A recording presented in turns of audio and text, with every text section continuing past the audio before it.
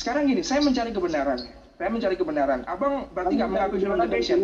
Berarti abang nggak mengakui film The Passion. Ya kita tuntut bareng-bareng Bang ke Hollywood bahwa itu fitnah yang buat film. Kan begitu Bang Maron. Lah, ya kamu lah yang tuntut. Kan kamu nggak terima filmmu sendiri itu The Passion, film-film Tuhanmu. Saya bilang saya nggak terima. Saya menganggap itu sebagai film. Kan saya tunjukkan ayatnya. Saya malah akhir 2016 ya. Juz 30 setengahnya saya hafal Bang. Karena Al-Quran itu bahasa yang indah. Saya tuh dapat hidayahnya seperti ini Bang Moto. Bagaimana mungkin ketika surat Al-Lahab turun, Abu Lahab ini masih hidup, pamannya Nabi. Pasti dia dengar tentang Abu Lahab. Dan saya dapat hidayah, sebenarnya kalau menghancurkan Islam itu gampang. Cukup saya berpura-pura, hey Muhammad, ashadu alla ilaha illallah. Walaupun hati saya nggak mengimani ya, cuman mulut aja ya. Otomatis para sahabat loh, kok Allah menurunkan firmannya Abu Lahab ini, kenyataannya kok beda. Nah itulah, beda dengan Bible Bang, beda dengan Bible. Saya udahlah, bahwa wah ini bener nih, kalau saya nggak imanin sekarang, saya menghadap Yesus nggak pernah beragama Kristen dan nggak pernah mengajarkan Kristen, di Bible juga nggak ada. Cari aja kalau nemu Bang, saya kalau nemu tunjukin ayatnya, saya dibaptis lagi mau Bang. Masuk. Dia harus disalibkan. Kenapa? Karena dia menanggung dosa-dosa manusia kan. Dia diutus ke dunia ini untuk menebus dosa-dosa manusia. Saksinya siapa Pak? Saya sebagai mualaf nih cuma tanya aja ke Abang. Kalau seandainya kita dihidupkan kembali ke zamannya Kristus, kita menyaksikan bahwa adanya peristiwa yang besar, yaitu penebusan dosa, yang seperti diceritakan saya tadi film The Passion tadi kan. Nah, analogi saya itu berkata seperti ini Bang. Yang pertama, ada 3 orang ya. Yang satu tentara Romawi, yang kedua Hawariun, para sahabatnya Yesus Kristus, Nabi Isa alaihissalam. Lalu yang ketiga itu kita. Nah, seharusnya kalau Yesus itu benar-benar penebusan dosa, kenapa murid-muridnya lari Bang? Seharusnya ikut nangkep dan dukung tentara Romawi dan ikut nyiksa juga. Gebugin, kalau saya jadi Hawariun, sahabatnya Yesus, saya gebugin juga itu Tuhan saya, karena saya ditebus kok dosanya.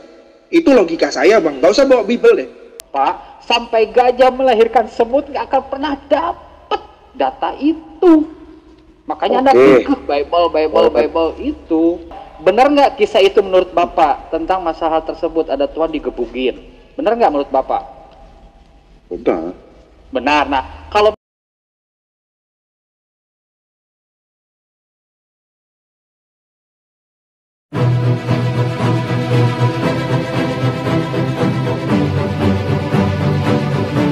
testimoni saya tuh sebenarnya gimana ya, di dalam Bible sendiri itu banyak kontradiksinya gitu. Sangat banyak kontradiksinya. Bahkan saya berpikir Allah kasih hidayah ke saya, alhamdulillah. Bagaimana mungkin saya nanti menghadap ke Tuhan itu sendiri tidak membuat agama Kristen dan tidak beragama Kristen. Nah itu kalau umpamanya saya bilang, saya pengikutmu, saya follower Yesus lah ibaratnya gitu. Lalu Yesus membuat syariat, ya sunat, babi haram, anggur diharamkan, lalu dirubah. Lalu ketika saya menghadapnya itu bagaimana gitu? Kalau saya benar-benar followernya gitu. Sementara dalam Bible sendiri sampai sekarang saya nggak nemu tuh ayatnya Yesus itu pernah beragama Kristen atau Yesus itu pernah mengajarkan agama Kristen. Karena di Kisah Para Rasul 1 ayat 24-26, karena Barnabas orang yang baik, pergilah ia ke Saulus untuk menemui para jemaatnya. Itulah Abang bisa buka di Antioquia lamanya, orangnya bijak dan lain sebagainya. Kalau ini Abang bisa buka lah, bisa googling di kitab Sabda. Dan mereka pertama kali disebut Kristen. Nah, sedangkan saya cari apakah Barnabas ini pernah bertemu dengan Yesus? Jawabannya iya. Ketika saya melihat film The Passion, yang buat bukan orang Islam, yang buat orang sana, orang Amerika atau orang mana lah. Jadi di film The Passion, yang memerankan adalah seorang artis ternama, Mel Gibson. Seharusnya dia memerankan Tuhan bahagia dong, tapi kenapa dia berujung dengan bunuh diri? Itu saya nggak tahu. Itu. Lalu apa namanya? Rujukannya film sih. Kenapa? Kok keimanan itu rujukannya film? Loh, iya bang, saya mencari tentang kebenarannya, karena kebenaran itu gini, Pak. Kebenaran versi Anda, kebenaran versi saya, dan kebenaran itu sendiri gitu. Dari film itu gimana ceritanya sih? Nah, film itu kan diangkat dari Bible, diangkat dari apa literasinya Bible yang dikumpulkan, lalu dibuat jadi film kan? Dari ceritamu aja kan sebenarnya sudah menunjukkan bahwa kamu salah dalam memahami, kan salah dalam belajar kan? Bukan salah memahami bang, ayo kalau sama saya mah ya belajar tentang ayat, saya bisa buktiin bang Marlon gitu. Kamu Gitu. keimanan Jadi gini, berdasarkan Bang. dari film itu gimana ceritanya sih? Bukan film, jadi gini, bagaimana mungkin ketika rabi-rabi Yahudi, Passion itu bukan film. Jadi apa itu? nah sekarang gini, saya mencari kebenaran, abang berarti nggak mengakui film The Passion, berarti abang nggak mengakui film The Passion, ya kita tuntut bareng-bareng bang ke Hollywood, ayo kita tuntut bareng-bareng bahwa itu fitnah Ya, kamu aja yang buat yang film, tuntut. kan begitu bang Marlon, Kamu aja itu.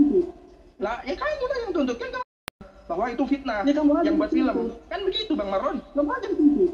lah ya kamu lah yang tuntut, kan kamu nggak terima filmmu sendiri itu The Passion, film-film Tuhanmu. Saya enggak, Oh, saya nyon. bilang saya enggak terima, saya menganggap itu Lah, sebagai film. kan saya tunjukkan ayatnya, saya bilang ayo kita bareng-bareng ke Hollywood. Saya ini dididik sama Coach Stephen ini, saya ke lapas keluar masuk bang, ngadepin kamu mah nggak takut saya, nyawa saya ini udah, wah kalau Allah mah saya di depan lah. Yo, tadi kamu bilang dibaptis 2 kali. Baptis pertama di mana tadi? Jadi gini bang, saya ngajak ngobrol nih, jangan dipotong dulu. Barnabas disandingkan dengan Yesus. Baptis pertama Yesus di ini mana? salahnya di mana? Sabar. Sebentar Pak Tarigan ya, sebentar. Masalah pembaptisan nanti dulu. Katolik itu Ya kan? 2 kali Yesus ini- dibaptis. Yesus ini salahnya di mana? Yang pertama. Yang kedua, Barnabas ini seorang pembunuh dan lain sebagainya. Lalu Pontius Pilatus sebagai gubernur pada saat itu di sana, dia membela. Membelanya seperti ini. Kalau saya membaca alur filmnya dari persepsi saya sendiri, nanti bisa bantah aja. Pontius Pilatus membela dengan cara seperti ini. Di hadapan rabi-rabi Yahudi dan orang-orang Yahudi bilang, nih Yesus, gua nggak lihat nih kesalahannya dia di mana. Ini Barnabas nih. Barnabas pembunuh, ya kan, dan lain sebagainya, dosanya. Mana yang kau bebaskan jika engkau pilih? Kata rabi-rabi Yahudi dan orang-orang Yahudi siapa? Barnabas. Oke. Lalu Barnabas ditanya lagi, Barnabas dilepaskan. Oke. Yesus di situ. Yesus disiksa, dikasih mahkota duri dan lain sebagainya. Oke. Lalu tuntutan orang-orang Yahudi tidak berhenti sampai di situ, dan dia bilang salibkan dia, salibkan dia, salibkan dia. Padahal saya lupa ayatnya Bang Moto. Orang yang disalib itu adalah orang yang paling hina. Di Bible itu saya ingat itu. Galatia 3:13 itu. Ya kan? Betul. Galatia 3:13 dibalas. Oke, salibkan dia, salibkan dia. Lalu Pontius Pilatus apa yang dilakukan untuk membela Yesus yang kedua kalinya? Dengan cara dihukum cambuk. Supaya orang-orang ini iba. Dicambuklah dia. Bukan ditebus dengan bilur-bilurnya, bukan. Itu kalau saya lihat di film, Pontius Pilatus itu ngebela Yesus supaya nggak mati di tiang salib, karena dia tahu sebagai pemimpin yang adil, dia nggak mau nih kesalahannya nggak ada, orang Barnabas aja yang salah, pembunuh aja dibebasin. Nah, Yesus ini dicambuk, dipakai rantai dan lain sebagainya. Lalu apa? Bilang apa? Pontius Pilatus dengan keadaannya Yesus yang berdarah-darah ke depannya orang-orang Yahudi. Orang Yahudi sebagai iba bilang gini, Pontius Pilatus, lihatlah, apakah engkau ibaratnya masih tega untuk menyalibkannya? Itu ada teksnya bang, ayo kita nonton bareng nobar di The Passion itu filmnya, ya kan? Itu saya mencari tentang kebenaran gitu. Akhirnya apa? Kata orang Yahudi, salibkan dia, dan salibkan dia. Akhirnya apa? Memanggil jadi kalau di gereja Katolik itu cerita jalan salib itu yang ada sekitar 20 berapa itu di dinding-dindingnya gereja Katolik pasti ada. Jalan salib itu yang ada sekitar 20 berapa itu di dinding-dindingnya gereja Katolik pasti ada gitu. Kayak gitu. Jadi kalau umpamanya abang mau ngebantah film The Passion, kenapa film itu diedarin? Kita tuntut sama-sama ke Hollywood gitu. Datanya dari mana? Gitu kan? Kayak gitu, Bang. Nah, itu yang salah satu yang membuat saya jadi hidayah. Hidayah mah banyak, Bang. Cuman kitanya mau berpikir atau enggak. Karena gini, kalau kita berdebat masalah agama, Gak ada habisnya. Cukup jadi orang bijak itu cukup gini aja menyikapinya. Kebenaran itu sesungguhnya ada 3 versinya. Versi Anda, versi saya, dan kebenarannya itu sendiri. Ya kalau mamanya kita mau jadi orang yang bijak, cari kebenarannya. Yang kebenarannya itu sendiri yang mendekati kemana? Alhamdulillah, Islam lah. Saya tadi mau naik itu karena ibu siapa tadi, pendeta siapa yang perempuan bilang kalau Al-Quran itu ditulis sama Muhammad. Enggak, saya belajar pertama kali aja. Ada namanya Ko Angga Wibisono, orang Surabaya, pembina mualaf Center Surabaya, sekarang di Rumah Singgah Mualaf. Beliau sebelum memualafkan saya, beliau berdialog dengan saya. Dia nantang ke saya gini, Rendra, jika kamu memang termasuk orang yang baik, buatlah 1 ayat saja tentang Al-Quran. Niscaya kamu tidak akan pernah bisa dan kamu tidak akan pernah bisa. Dan itu saya buktiin, Bang. Saya nggak bisa ngebuat bahasa yang seindah itu tentang Al-Quran. Bahkan, Alhamdulillah, Bang, biiznillah, dengan ya saya mau mualaf akhir 2016 ya. Juz 30 setengahnya saya hafal, Bang. Karena Al-Quran itu bahasa yang indah karena belakangnya itu sama tapi artinya berbeda. Bang Aditya Rahman, salah satu dosen bahasa Indonesia di universitas di Jepang, itu salah satu yang menjadikan pengantar hidayah buat saya. Apa? Ketika beliau membacakan surat Al-Lahab ketika itu, belakangnya sama, Bang Moto. Tabat syada abilah habi wa tab ma'agana anhu malumu wa makasab saya selana rong datalah habi wa muratu, belakangnya up semua. Lalu saya tanya, apakah bahasa Al-Quran itu seperti pantun? Saya cuma iseng seperti itu. Dulu saya ditanya seperti itu aja. Lalu dia bilang, enggak, Ren. Dia menceritakan ini, kamu cek aja di Google. Dan saya lihat bahasa Al-Quran itu, walaupun belakangnya sama dan mudah dihafal, luar biasanya, itu kata-katanya bukan seperti pantun yang belakangan kayak ikan sepat, ikan gabus, semakin cepat semakin bagus. Seperti itu nggak ada di dalam Al-Quran. Walaupun kata-katanya itu di belakangnya sama, sering diulang-ulang, indah lah didengar ya, Masya Allah. Dan saya kebetulan nggak sengaja, Bang, bagaimana mungkin seorang Nabi Muhammad SAW ketika surat Al-Lahab itu diturunkan itu bukan seperti di Al-Quran ditaruh di akhir-akhir, tapi pada masa awal-awal Islam. Bagaimana mungkin, ya? Saya tuh dapat hidayahnya seperti ini, Bang Moto. Bagaimana mungkin ketika surat Al-Lahab turun, Abu Lahab ini masih hidup, pamannya Nabi. Pasti dia dengar tentang Abu Lahab. Dan saya dapat hidayah, sebenarnya kalau menghancurkan Islam itu gampang. Ketika kalau saya jadi Abu Lahab. Karena apa? Cukup saya berpura-pura masuk Islam, itu semua para sahabat Nabi mengalami keraguan-raguan. Karena apa? Jarak antara surat Al-Lahab diturunkan dengan kematiannya Abu Lahab itu 10 tahun. Jaraknya. Orangnya belum meninggal, Abu Lahab belum meninggal nih, Allah sudah takdirkan dia. Dia nggak akan masuk Islam. Coba. Kalau saya jadi Abu Lahab, pamannya Nabi, saya gampang, Bang. Saya dapat hidayah seperti itu. Lalu saya nggak lama, saya cari Masjid Cengho Surabaya, carilah, di Surabaya ada datanya. Saya mualaf di sana. Alhamdulillah Allah kasih hidayah. Jadi gampang, Bang. Kalau saya jadi Abu Lahab, cukup saya berpura-pura, hei Muhammad, ashadu an la ilaha illallah. Walaupun hati saya nggak mengimani ya, cuman mulut aja ya. Otomatis para sahabat loh, kok Allah menurunkan firmannya Abu Lahab ini, kenyataannya kok beda. Nah itulah, beda dengan Bible, Bang. Sorry, beda dengan Bible. Bible ini ya, ke mute Akhirendra.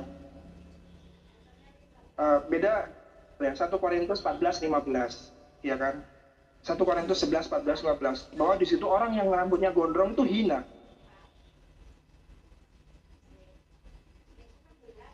Nah sedangkan Yesus seperti apa rambutnya? Kontradiksi sekali gitu, Bang.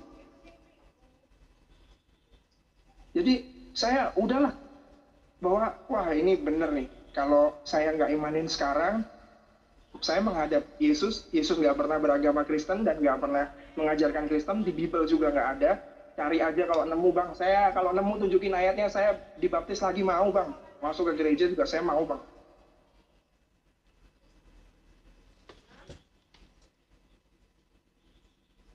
Itu sih, Bang. Jadi ya sebagai seorang yang bijak, ya begitu cara menyikapinya.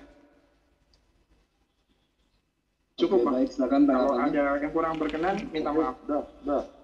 Boleh saya komentar dulu, Bos? Silakan, Iya, silakan. Akan terima kasih semua ya. Untuk Bang Rendra mungkin itu pilihan, agama itu pilihan. Tidak ada, apalagi di Kristen itu tidak ada. Tidak ada, apalagi di Kristen itu tidak ada untuk pemaksaan untuk meyakini ajaran Kristus. Tidak ada itu. Cuman kita ini Betul, Bang. Sebagaimana umat Islam juga nggak pernah memaksakan saudaranya untuk masuk Islam. Iya betul. Jadi makanya saya butuh ini kasih klarifikasi juga buat Bang Rendra bahwasannya kenapa tadi Bang Rendra mengatakan penyaliban itu hukuman terkutuk bagi bangsa Yahudi. Memang iya, dia harus disalibkan. Kenapa? Karena dia menanggung dosa-dosa manusia kan. Dia diutus ke dunia ini untuk menebus dosa-dosa manusia. Saksinya Dosa-dosa siapa, Pak? Saksinya siapa? Karena Bang Rendranya Saksinya- sudah tidak ada. Iya, menurut siapa itu Saksinya- disalibkan? Emang Tuhan nggak punya maha pengampun, Pak? Sampai-sampai harus jadi manusia terus digebukin sama Romawi. Bapak tega punya Tuhan kayak gitu digebukin sama manusia? Nggak sedih gitu loh? Maksudnya Gimana, saksi Pak? dalam artian apa? Maksudnya saksi dalam artian apa nih? Ya Allah, saksi mata Pak, di luar Bible Pak.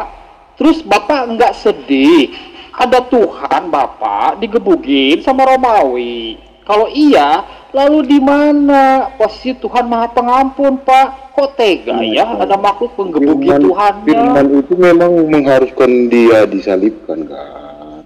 Jadi Iya ada nggak kalau- saksi matanya Bapak? Di luar Bible loh, di luar Bible ya.